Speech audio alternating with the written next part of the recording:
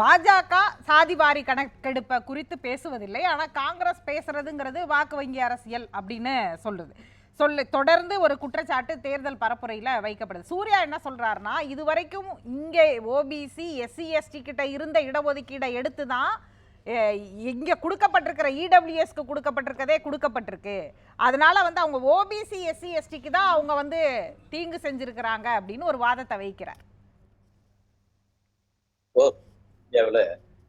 கிட்டத்தட்ட பெரும்பான்மையான ஆண்டுகளை காங்கிரஸ் ஆண்டிருக்காங்க. 1947க்கு அப்புறம் 1948ல மக்கள் தொகை கணக்கெடுப்பு சட்டம் எப்போ நிறைவேறிச்சோ அந்த சட்டத்தின்படிதான் இதுவரைக்கும் அவங்க தொடர்ந்து அந்த மக்கள் தொகை கணக்கெடுப்பு நடத்திருக்காங்க. சாதிவாரி கணக்கெடுப்பது என்பது ஆங்கிலேயர்களுடைய ஆட்சி காலத்தில் தொடர்ந்து நடத்தப்பட்டு கடைசியாக 1931 எடுத்தாங்க. 41 எடுக்கின்ற பொழுது இந்த 2ஆம் உலக போர் நடந்ததுனால அதை சரிவர எடுக்க முடியாதனால இதுவரைக்கும் அந்த சாதிவாரி கணக்கெடுப்பு தொடர்ந்து நாம அந்த 1931 பயன்படுத்தி தான் நம்ம இது வரைக்கும் மக்களுக்கான அந்த இடஒதுக்கீட்டை நம்ம கொடுத்துருக்கோம்.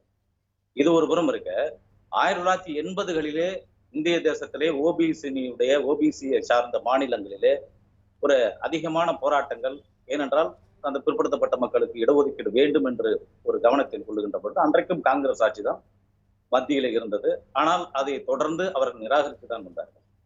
ஆகவே அந்த தொடர்ந்து அழுத்தத்தின் பேர்ல 2011 மக்கள் தொகை கணக்கெடுப்பு சேர்த்து அதோடு ஜாதிவாரி கணக்கெடுப்பு, அதாவது எந்த ஜாதி என்று குறிப்பிட வேண்டும் என்ற ஒரு கணக்கெடுப்பு எடுத்தார்கள்.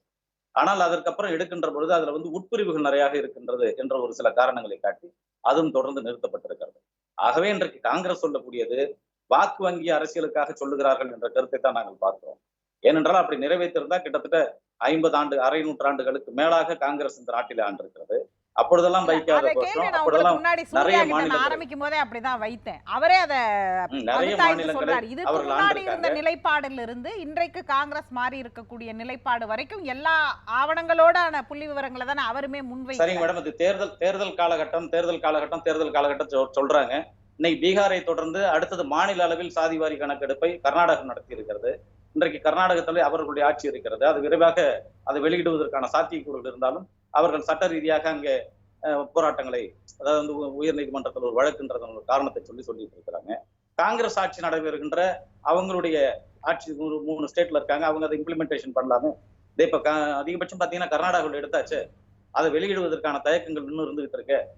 நீங்க சாதிவாரி கணக்கெடுப்பை நாட்டினுடைய பிரச்சனையாக ஆக்க வேண்டாம். நீங்க அந்தந்த மாநிலம் எடுத்துக்கலாம். அதாவது 2 இருக்கு மாநிலங்கள். இப்ப பீகார்ல எடுக்கப்பட்டதை சென்சஸா யாருமே மதிப்பிடுறது இல்ல, அது சர்வேயாக மட்டும்தான் பார்க்கப்படுது. ஒரு மாநில அளவில் எடுக்கப்படுறது ஒரு சர்வேயாக மட்டும்தான் இருக்குது.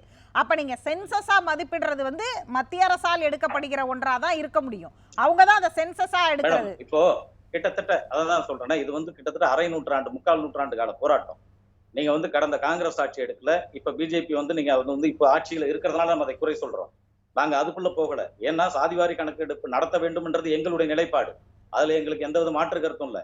இன்றைக்கு பாட்டாளி மக்கள் கட்சியினுடைய தலைவர் ஐயா நிறுவனர் ராமதாஸ் அவர்கள் கூட ஒரு காலகட்டத்தில் சொல்லிட்டாரு, ஸ்டேட் லெவல்ல நீங்க நடத்துங்க.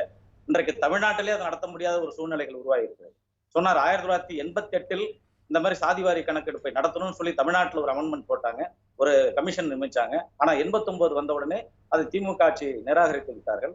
அதே போல 2010 ஐயா டாக்டர் கலைஞர் அவர்களை 49 சமுதாய தலைவர்கள் போய் சந்திச்சு நாங்கள் ஒரு அழுத்தம் கொடுத்தோம். ஆனால் பார்ப்போம் என்று காலம் கடத்தி விட்டார்கள். ஆகவே நீங்க மைய அரசை ஒரு பக்கம் நீங்க கிட்டத்தட்ட ஐக்கிய முற்போக்கு கூட்டணி ஆட்சியில 10 ஆண்டு காலம் இருந்திருக்காங்க. இன்னைக்கு மாநிலத்தில் சுயாட்சி என்று சொல்லுகிறோம். அந்த சுயாட்சியினுடைய தத்துவத்தின் அடிப்படையில் நீங்க எடுக்க வேண்டியதானே. அதுக்கப்புறம் அதை நீங்க மாநில அரசு மத்திய அரசு குற்றம் சொல்லலாம். கிட்டத்தட்ட பீகாரை முன்னிறுத்தி அதே போல எடுக்கிறேன்னு ஒரு வாதத்தை வைக்கிறார்கள் சார். இப்ப 10 ஆண்டுகள் எடுக்கல அப்படிங்கிறது ஆளும் கட்சி மீதாக வைக்கிற விமர்சனம். ஆனால் இனிமேல் எடுப்பமா எடுக்க மாட்டேன். இப்ப நீங்களே சொல்றீங்க தமிழ் மாநில காங்கிரஸ்க்கு எங்களுக்கு எடுக்கணுங்கிறதா எங்க கட்சியுடைய நிலைப்பாடு. நீங்க கூட்டணி வச்சிருக்கிற கட்சி அதை சொல்லுதா? எங்களுடைய அழுத்தம் இருக்கிறது.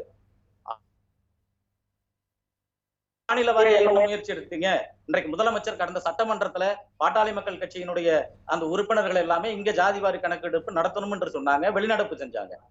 அன்னைக்கு வெளிநடப்பு செய்யக்குள்ள தமிழகத்தினுடைய முதலமைச்சர் என்ன சொன்னார் சட்டமன்றத்துல, இது உங்களுடைய கோரிக்கைகள் நிறைவேற்றுவதற்கான பல சாத்தியக்கூறுகள் இருக்குது, அதை நாங்க ஆராய்ச்சி செய்யறோம்னு சொன்னாங்க. நீங்க முன்னுதாரணமா தமிழ்நாட்டுல செஞ்சு காட்டுங்கன்னு சொல்றோம். நீங்க மத்திய அரசை நம்ம குறை சொல்றோம், மத்திய அரசுக்கு அழுத்தம் தருகிறோம், அது ஒரு நிலைப்பாடு. இருந்தாலும் நம்மளுடைய மாநிலத்தில் ஒரு முன்னுதாரணமாக அதை செய்கின்ற பொழுது அது இல்ல நீங்க மாநிலம் குறித்து கேக்குறதுக்கு சூர்யா பதில் சொல்றேன்னு இருக்காரு. அவர் பதில் சொல்ல ஏற்கனவே குறுக்கிட்டார். நான் தான் நேர தரேன் இருக்கேன். என்னுடைய கேள்வியானது, இப்ப உங்களுக்கு தமிழ் மாநில காங்கிரஸ்க்கு அந்த நிலைப்பாடு இருக்கு, பாமகவுக்கு அந்த நிலைப்பாடு இருக்கு அப்படிங்கும் பொழுது நீங்கள் பாஜகவிடம் இதை வலியுறுத்தினால் அவர்கள் அதை செய்யக்கூடிய இடத்தில் இருக்கிறார்களா? அந்த கூட்டணிக்குள்ள அப்படியான ஒரு ஸ்பேஸ் இருக்கான்னு கேக்குறேன். ஆமா, எங்களுடைய கட்சியும் சொல்றதுக்கு நீங்க பாஜகவோடு பாமக கூட்டணி சேர்கின்ற பொழுது மருத்துவர் ஐயா ராமதாஸ் அவர்களும் அன்புமணி அவர்களும் சொல்லி இருக்காங்க, எங்களுடைய நிலைப்பாட்டில் நாங்கள் எப்பொழுதும் மாற மாட்டோம், நீங்க ஜாதிவாரி கணக்கெடுப்பை நடத்த வேண்டும் என்பது மைய அரசுக்கு நாங்கள் அழுத்தத்தை கொடுப்போம் என்று அவர்களும் சொல்லி இருக்கிறார்கள்.